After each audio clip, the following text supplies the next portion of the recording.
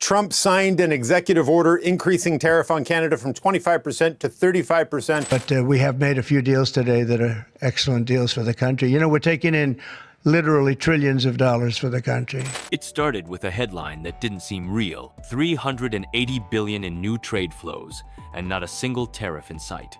By the time the story hit U.S. morning news, the damage was done. Mark Carney, the Canadian economic strategist who had already shaken North America with his bold import cuts, had pulled off another move, one so big that even seasoned political analysts were left scrambling for explanations. Donald Trump, known for his aggressive trade tactics, reportedly reacted with one word when he saw the numbers: impossible. But it wasn't impossible. It was deliberate. It was calculated. And it had been in the works for years, hidden in plain sight. To understand why this moment mattered so much, you have to go back to the idea of tariffs. Tariffs are supposed to be a weapon, a bargaining chip, a way to protect your industries by making foreign goods more expensive. Trump had used them like a hammer during his presidency, smashing through long-standing trade agreements, forcing partners to the table, and reshaping U.S. trade policy in his image. Some allies called it bold. Critics called it reckless. But everyone agreed on one thing: tariffs were his go-to move. Carney? He took the exact opposite approach. No tariffs, no chest-thumping negotiations, just a relentless, quiet buildup of something more powerful: trust. Over the last 3 years, while the headlines were dominated by US-China disputes and Pacific trade tensions, Carney had been holding closed-door talks with countries across the Asia-Pacific to Japan, Vietnam, Australia, Singapore. Even economies that rarely coordinated closely with Canada were suddenly showing interest in meetings. And he had one simple pitch: what if you could trade with us and never worry about tariffs again? At first, it sounded too good to be true. Countries had been burned before. Promises of free trade often came with hidden strings. But Carney's proposal was different. Canada would open its markets wide, truly wide, and in return, its partners would do the same. The secret: Canada wasn't relying on political pressure to enforce these deals. It was building partnerships based on mutual need. Asia-Pacific countries needed reliable food supplies. Canada had them. Canada needed advanced manufacturing components and tech infrastructure. Asia-Pacific countries could provide them. No one was trying to dominate the other. It was about fitting puzzle pieces together. By the time the agreements were formalized, they covered a staggering range of industries: agriculture, mining, green tech, medical equipment, consumer electronics, shipping logistics. And then the number hit. $380 billion in projected trade flows instantly unlocked. No tariffs, no quotas, just open lanes of commerce. The reaction in the US was immediate. Economists warned that America's position in the Pacific trade network had just been weakened badly. Because here's the part that stung. Several of these Asia-Pacific partners had been in advanced trade talks with Washington for years, but those deals had stalled, tripped up by disputes over tariffs, intellectual property rules, and domestic politics. Carney had quietly swooped in and offered something cleaner, simpler, and faster. In Ottawa, the mood was electric. Canadian companies that had once struggled to break into Asian markets suddenly had orders flooding in. Wheat farmers in Saskatchewan were locking in long-term contracts with Japanese buyers. Tech firms in Toronto were shipping components directly to Singapore, without the endless customs paperwork that used to eat up weeks. Even the Canadian shipping industry, often overshadowed by massive US ports, was suddenly in high demand.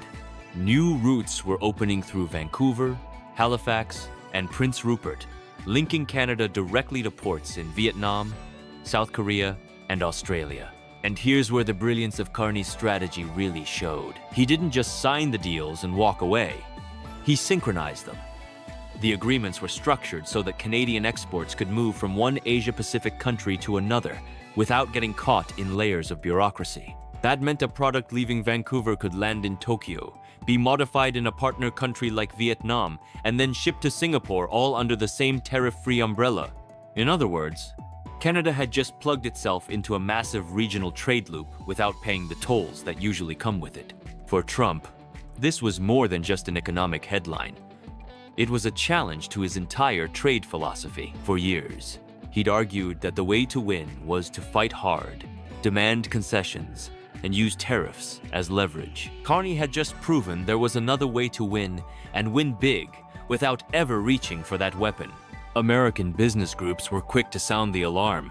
Exporters in California worried about losing market share for agricultural products. Tech firms feared that Asia-Pacific companies might now prefer Canadian partners over American ones. Even the U.S. steel industry, which had been a core focus of Trump's trade agenda, faced the possibility that Canadian steel could enter Asia-Pacific markets more cheaply. But while Washington debated how to respond, Carney was already moving to secure the next phase. Infrastructure spending surged in Canadian ports. Investment flowed into cold storage facilities for perishable exports. Logistics hubs expanded to handle the surge in container traffic. And perhaps most importantly, Canadian companies began hiring fast. In just the first quarter after the deal was announced, over 40 zero new trade-related jobs were created. Critics of the plan raised the usual concerns. What if the Asia-Pacific economies slowed down? What if one of the countries decided to break ranks? Could Canada really maintain a zero-tariff stance without domestic industries crying foul? Carney's answer was as simple as it was confident: diversity. Canada wasn't betting on one partner. It was building a network of many, so no single shock could take it down. The cultural shift inside Canada was just as striking as the economic one.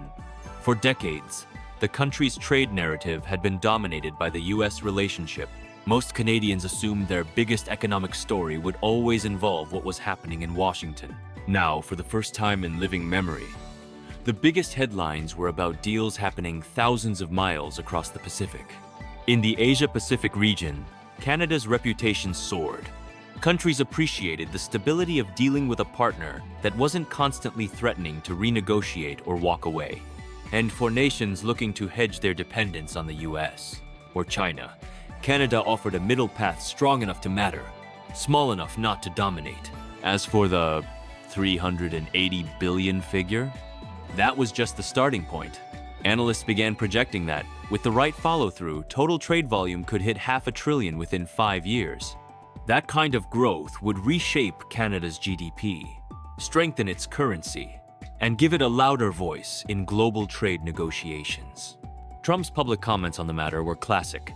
Trump part disbelief, part mockery, part warning. He called the deal too good to be true and hinted that Canada would eventually regret it. But even some of his former trade advisors admitted privately that the scale of Carney's win was undeniable. What happens next could be even bigger. If Canada uses this momentum to lock in similar agreements with other regions, South America, parts of Africa, even parts of Europe, it could build a network so vast that it rivals the trade reach of far larger economies. For now, though, the focus is laser sharp on flawless execution. The leaders of Project Maple Bridge know that their bold new economic model is only as strong as the trust that underpins it. This is not an abstract concept. It is a fragile, living thing that must be nurtured every single day.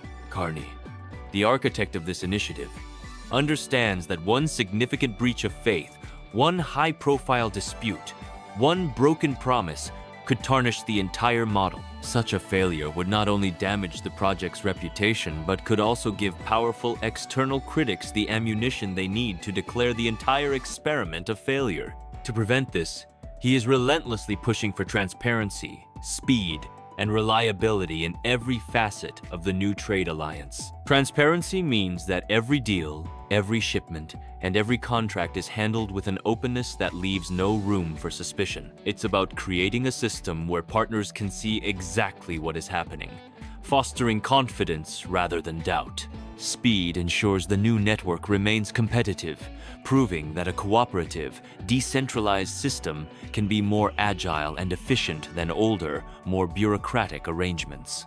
Reliability is the bedrock of it all. Every shipment must arrive on time, and as promised, every agreement must be honored. This consistency is what builds long-term confidence and transforms a mere framework into a dependable and respected institution. The truth is, what is unfolding is about far more than just money or trade volumes. It's about rewriting the rules of engagement in a world where trade wars have become the accepted norm. For decades, The global trading system operated on a shaky foundation of mutual interdependence, often with a powerful few dictating terms to the many. But in recent years, as economic nationalism has risen, that system has frayed. Tariffs have been used as political weapons, and trade has become a battlefield for geopolitical rivalries.